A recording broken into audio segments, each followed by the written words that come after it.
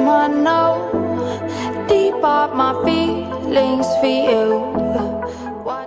Welcome back to Reality Latest Gist, my good people. Welcome back to your #1 channel and home for reality news on politics and many other cocoa with the sub. For inside this our green country, we be Nigeria. We don't come back again with breaking news. We get reports for we I need share give the general public. And this cocoa, my good people, now about the things and things wey dey happen for inside Edo State, Benin City. I no be lie. Recently, get one incident wey happen wey reach to make a countryman shed tears. E get one tragic incident like that wey happen on Wednesday evening, and this incident so lead to the RIP of one 2-year-old girl. And this innocent country girl bear RIP sake of say one commercial driver be get kwata with officers of the Edo State Public Safety Response Team for inside Ring Road for Edo State, Port Harcourt. And no be small matter like this, so my good people. No say tori people now don get the correct informate from Eyewitness, men wey dey there when the matter dey happen, men wey witness how the incident take place and how it finish. Now Kodama good people, make I yarn you tori, make I give you updates according to the Eyewitness. Inside the Edo State Public Safety Response Team, they will try to seize the steering wheel of a moving vehicle. That's to say normally this bus dey move, but the response team now they want try to use force to collect the vehicle from the driver. They want use force now to they control the vehicle. We go make the vehicle stop to the move. All those kind of levels them. And based on the green now, based on the drag with the response team and the driver can do for inside the motor, it can make the driver can lose control. And now the motor now can come off for main road when he's supposed to the drive, can go jam one POS kiosk waiting for the roadside. And now for that POS kiosk, now the 2-year-old pikin and her mother be the stand. And immediately the bus hits the POS kiosk, the baby bear RIP ASAP. Now based on say men plaster around, they observe wetin sup and they were not happy about the incident at all. Then use para attack the Edo State Public Safety Response Team. Then after men now don't use their hand to talk how the matter pain them reach, they can carry the response team plus the body of the baby we don't bear RIP so go the nearest police station. And you can still get one human rights activist, one countryman where they go by the name Kpai.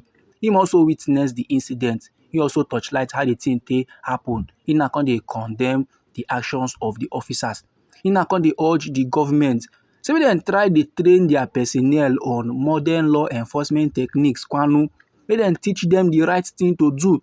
No, we say men now can go they drag motor with driver. All those kind of levels normally it don't make sense at all. The thing then they show professionalism. And then they show say they know what they do at all. It come back see if the Edo State government go give uniform to touts and those men now can enter road, they go drag a vehicle with other touts them. All those kind of levels normal, it don't make sense. Oga Kola Kpai wey be the human rights activist constantly yarn. Say wetin happened that evening is very much heartbreaking. It no good at all. And they know how difficult the thing be for a mother to carry baby for 9 months and last can't give birth. Only for one careless driver and one careless officer to come go use carelessness go take the life of the baby. And those officers self they need better drilling, they need better punishment because they no show professionalism at all. Instead of them now to handle the situation with good manner, instead of them to handle the incident with maturity, they can go resort to outdated tactics to go the drag steering with driver. The human rights activists constantly proceed further the yarn. Say normally if a driver they break traffic laws, you guys collect his particulars and summon him to court. Not to the drag steering with the driver, it don't make sense. And normally there are many ways to make a driver stop a motor. This pattern now where the officer go use, where the operative of the response team go use, so it no good at all. It no nice. Now baby don't be RIP. What did they want to talk about that level? But however, my good people, based on say the incident, it no make sense at all. I mean, don't see the complaint join. One aide to Governor Monday Agboro can issue statements, and this in statement so in drop on Thursday, maybe the 13th day of March for this year 2025. And for the statement now, he can express the sadness of Governor Monday Agboro over the incident. For the statement now, the governor now they let the general public they know say the matter will happen so it no sweet and for belle at all. The man is not happy. And still for inside the statement, the aide constantly yarn say normally the Edo State Public Safety Response Team, the reason why they create am na to maintain public order plus protect infrastructure and calm down illegal activities like street trading and illegal parking. But however, dem dey don recognize am say the growing concerns about some of their procedures. The government now don realize am. The government now don take into consideration the things and things wey country people dey talk about the way the response team now take dey handle matters. So the government go last conduct a comprehensive review of the Edo State Public Safety Response Team.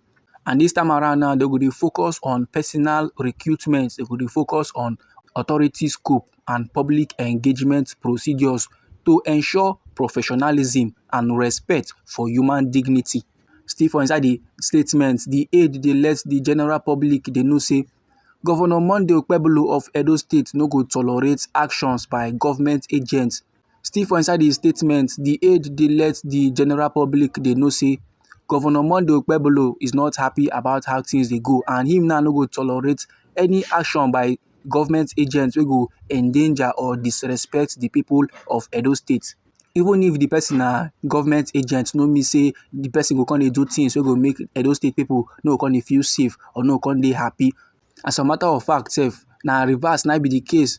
Government agents suppose to dey protect the people of Edo State, suppose to dey protect the people wey dey serve, because last governance must serve the people, not bring them harm, not causing them palava, not giving them pain and sorrow. The government now dey take decisive steps from happening in the future.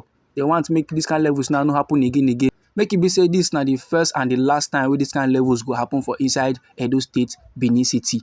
So after every the aide now consider yarn for inside the statement, say the governor of Edo State, Monday Okpebholo, dey appeal give Edo State people make dem do the calms, make nobody panic. Normally e reach to vex person, but make dem just try control their anger, because currently the state government go address the situation with urgency.